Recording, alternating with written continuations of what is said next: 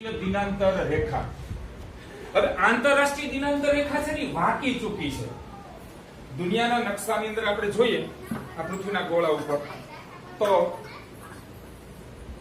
અહીંયા તમે જોઈ શકો છો અહીંથી આમ છે આ જે નીલો નીલો ભાગ છે ને બધો એ સમુદ્ર છે તો એ સમુદ્રમાં જ એને કાઢવામાં આવી છે. દેખાય? જો આમને આમ સીધી લીધી હોત તો કેટલાક દેશોમાં આવી જાય. ખબર પડી?